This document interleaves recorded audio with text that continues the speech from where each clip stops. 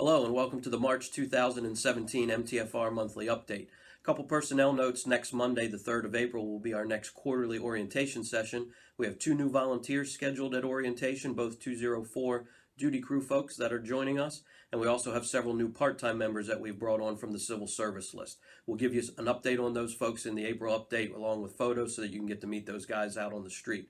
We also have some volunteers pending that did not make the April 3rd deadline, so we'll have some volunteer folks coming in at our next orientation, which will be in early July. A couple fleet notes. The most important one for the month is we're again seeing maintenance issues on the fire apparatus that are not being reported. It is absolutely critical that we be made aware of maintenance issues on the fire truck, however minor you think they are, as soon as possible. Whether that's our career staff doing their daily checkouts in the PS Tracks software system and noting those mechanical deficiencies, or on the volunteer side of the house using the MTFR fleet@manheimtownship.org email address. As soon as you see something, and especially evenings, overnights, and weekends when the fleet mechanic is not here in the building, make sure that we get that email documenting that as soon as possible so that we can get things taken care of before they become a bigger issue. A couple notes on apparatus for the month. Engine 207 had new springs put on the rear of the vehicle and alignment, and hopefully that's functioning a little bit better at this point in time. Also, truck 204 had new springs and alignment done, as well as a repair of an exhaust leak. Those are some repairs that are not going to be addressed during the refurbishment process, so we went ahead and got those repairs made, and it did also just come back from state inspection. All generators on all vehicles have been serviced by the fleet mechanic, so they've been serviced and adjusted, and they are good to go for another year. A couple training notes. We have now completed all of our hazmat ops refreshers, so if you missed both of those refreshers, it is now your responsibility to check with Captain Bezick and get an ops refresher. Everybody needs to have a current, as in within the last 12 months, hazmat ops refresher on board. So if you missed that here at our MTFR stations, make sure you get that taken care of. Our tech refresher is coming up Monday, April 3rd and Monday, April 10th. So all the techs in the department need to make sure they're registered for that. Also, the week of April 10th, our 16-hour aircraft crash rescue course is beginning, and Captain Bezick just added for Monday night training, Monday, May the 1st. At Station 207, we will be having the 3-hour trench rescue awareness course. With the amount of construction that's going on around the township, especially large site projects, we thought it would be prudent to bring that class back here. So everyone is encouraged to attend Monday night training, again, Monday, 1 May, trench rescue awareness. Captain Bezick is also working on an aggressive schedule for Truck 204 training.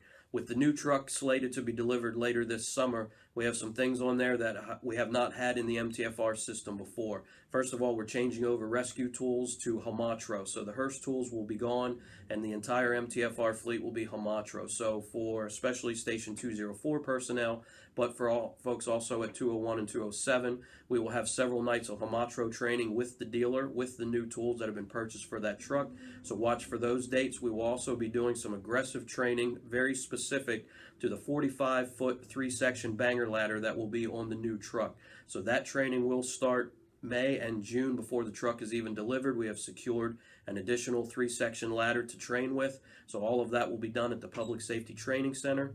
And we will be utilizing outside instructors from other agencies that have experience with that ladder. So that will be a requirement to become truck qualified and ride the new truck. Again, that is an animal that we've not had here before, so that's going to require a good bit of training. So watch for those dates as well.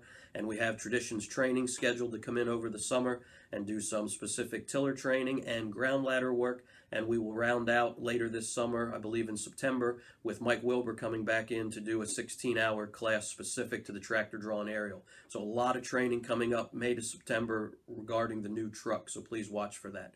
Couple pre-fire notes for this month. First of all, a new traffic signal has been installed by PennDOT. That is at New Holland Pike and Landis Valley Road. That traffic signal will be turned on later this week, and it will be on a flash pattern for the next probably week to 10 days before the signal goes into regular operation. So again, that's New Holland Pike at Landis Valley Road. New traffic signal up and running in the next week or so. Site work at the Belmont project on Fruitville Pike is also continuing. As you can see, infrastructure is nearing completion with water and sewer lines already installed, fire hydrants are in place, and other utilities are beginning to be laid. Additional pad sites are now being prepared for future construction. The crossings project on Harrisburg Pike is now in full speed as well. As you can see, site work has begun with aggressive tree removal and grading. Work will continue here on the site for the next few months before pad sites are prepared. Final closing thoughts for this month regarding our SOG 101.06, which is uniforms. Please make special note in that SOG on the section at the end that talks about conduct while in uniform.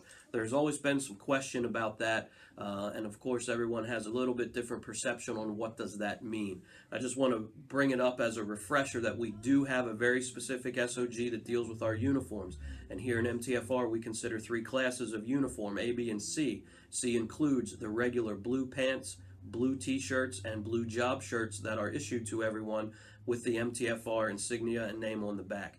Please make sure that you are displaying those uniforms in an appropriate environment and that you are acting appropriately while wearing those uniforms.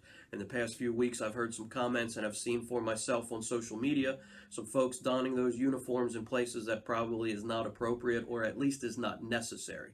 They are considered uniform apparel, not apparel for social wear. So again, please make sure you're aware of that SOG and what that means. Any questions, feel free to see an officer. That's all we have for this month. We'll look for you in April. Till next month, stay safe.